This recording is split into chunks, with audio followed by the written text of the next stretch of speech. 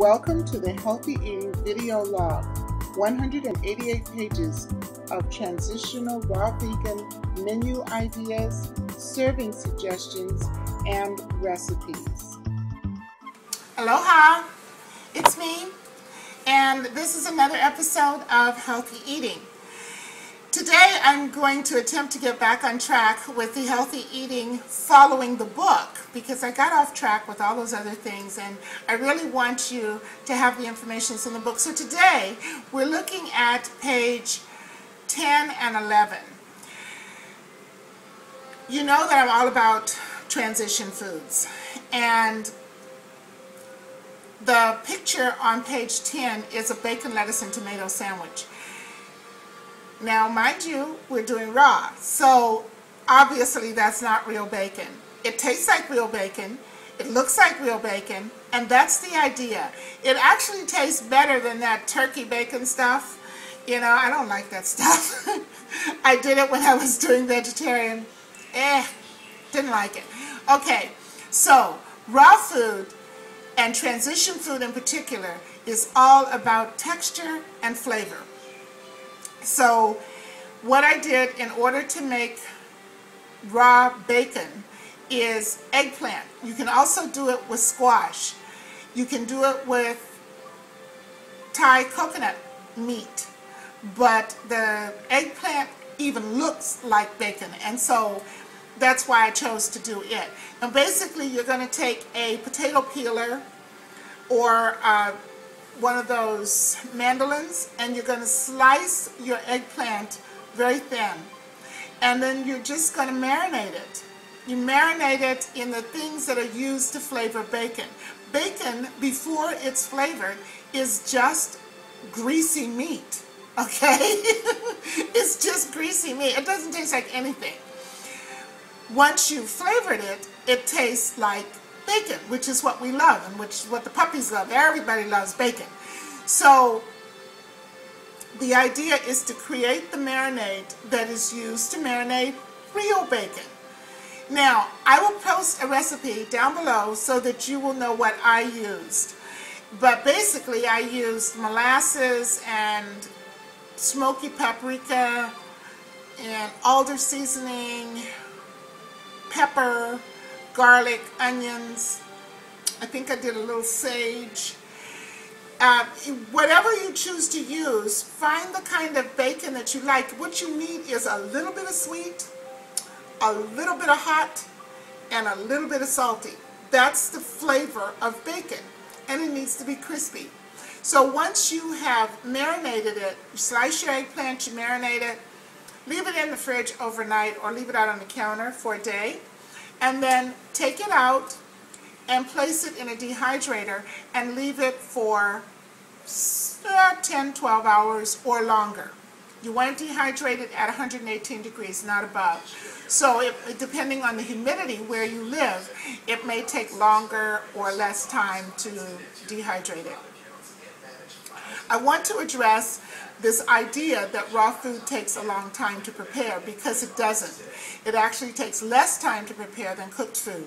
But most of us think of raw food as, you know, all the soaking and the dehydrating and the blah, blah, blah, blah, blah. I spend about 2 weeks, I spend about 2 hours a week in the kitchen, usually on Sunday afternoon. The rest of the time, I'm basically running in the kitchen, grabbing food, and tossing it in my lunch bag to take to work. And that's the same amount of time that I would spend, you know, if I was doing cooked food. So the way that I do that, so that I'm not spending a whole lot of time in the kitchen, is the same way that you would do it if you were cooking. Now, you probably can't cut the length of time if you're buying, you know, McDonald's. You're not going to probably get raw food to come in with less time than going to have somebody else cook it.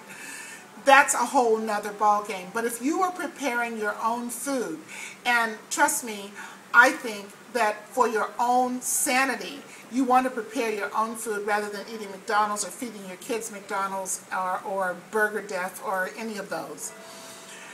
Gosh, I better watch it. But I'm not Oprah, so they won't put me in jail. Anyway.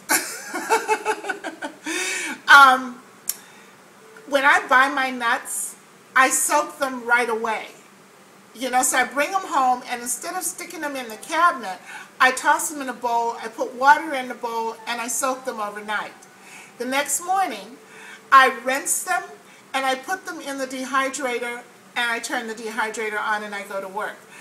I do this with all of the foods that I am going to be making, so that when I go to prepare my food, all of this pre-prep work is finished.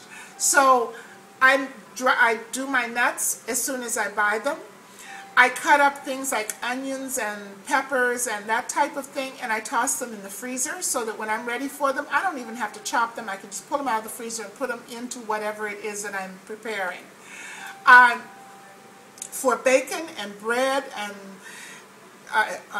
sauteed mushrooms and sauteed onions, that type of thing, all of which I use in my transition foods, because I'm all about foods tasting like what we're accustomed to eating. For all of those foods, I prepare those way ahead of time, and I save them. I put them either in dry storage, in the refrigerator, or out of the refrigerator, depending on what they are. But marinated mushrooms, bacon, bread, marinated onions, sauteed onions, all of that stuff is already prepared, so that when I go to fix those foods, all I have to do is grab some and put it in my dish, and it's done. So in the morning when I get ready to go to work, basically it takes me about 20 minutes to do my food for the whole day. That includes my morning juice, as well as my breakfast and my dinner, because I'm at work from like 10 o'clock in the morning until around 8:30 or 9 o'clock in the evening. So I have all of my food at work. And I fix everything in like 20 minutes.